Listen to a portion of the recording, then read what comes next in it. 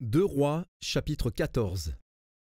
La seconde année de Joas, fils de Joachaz, roi d'Israël, Amatsia, fils de Joas, roi de Juda, régna. Il avait 25 ans lorsqu'il devint roi, et il régna 29 ans à Jérusalem. Sa mère s'appelait Joadan, de Jérusalem. Il fit ce qui est droit aux yeux de l'Éternel, non pas toutefois comme David, son père. Il agit entièrement comme avait agi Joas, son père. Seulement, les hauts lieux ne disparurent point. Le peuple offrait encore des sacrifices et des parfums sur les hauts lieux. Lorsque la royauté fut affermie entre ses mains, il frappa ses serviteurs qui avaient tué le roi, son père. Mais il ne fit pas mourir les fils des meurtriers, selon ce qui est écrit dans le livre de la loi de Moïse, où l'Éternel donne ce commandement. On ne fera point mourir les pères pour les enfants, et l'on ne fera point mourir les enfants pour les pères, mais on fera mourir chacun pour son péché. Il bâtit 10 000 Édomites dans la vallée du sel, et durant la guerre, il prit Séla et l'appela Joctéel, nom qu'elle a conservé jusqu'à ce jour. Alors Amatsia envoya des messagers à Joas, fils de Joachaz, fils de Jéhu, roi d'Israël, pour lui dire « Viens, voyons-nous en face. » Et Joas, roi d'Israël, fit dire à Amatsia, roi de Juda, « L'épine du Liban envoya dire au cèdre du Liban, « Donne ta fille pour femme à mon fils. » Et les bêtes sauvages qui sont au Liban passèrent et foulèrent l'épine. Tu as battu les Édomites, et ton cœur s'élève. Jouis de ta gloire, et reste chez toi. Pourquoi t'engager dans une malheureuse entreprise qui amènerait ta ruine et celle de Juda? Mais Amatsia ne l'écouta pas, et Joas, roi d'Israël, monta. Et ils se virent face à face, lui et Amatsia, roi de Juda, à Beth-Shemesh, qui est à Juda.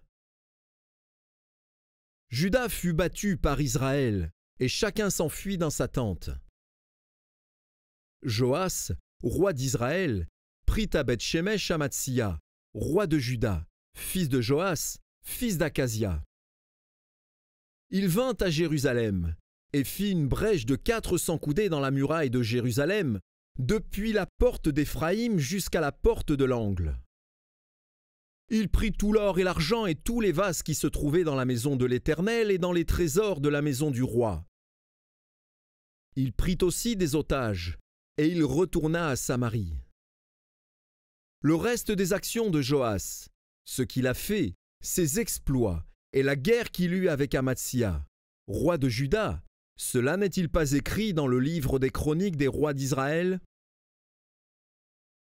Joas se coucha avec ses pères, et il fut enterré à Samarie avec les rois d'Israël. Et Jéroboam, son fils, régna à sa place. Amatsia, fils de Joas, roi de Juda, vécut 15 ans après la mort de Joas, fils de Joachaz, roi d'Israël. Le reste des actions d'Amatsia, cela n'est-il pas écrit dans le livre des chroniques des rois de Juda?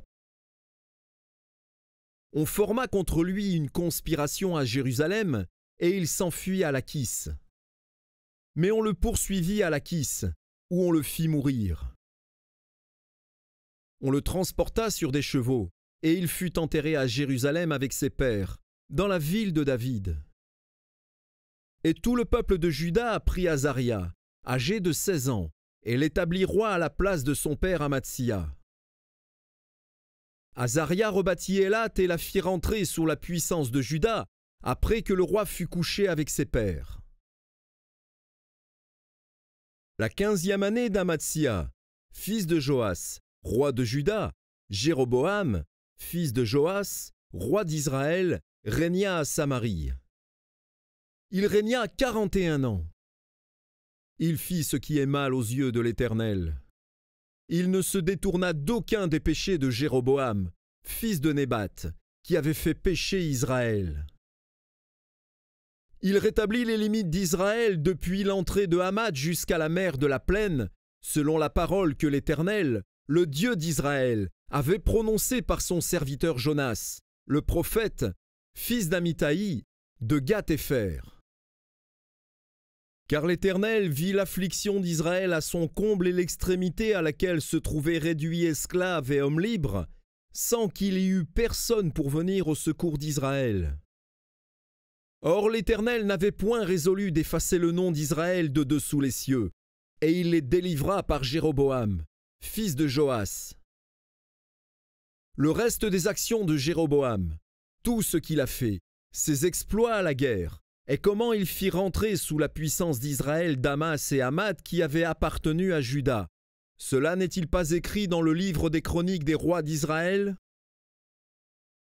Jéroboam se coucha avec ses pères, avec les rois d'Israël.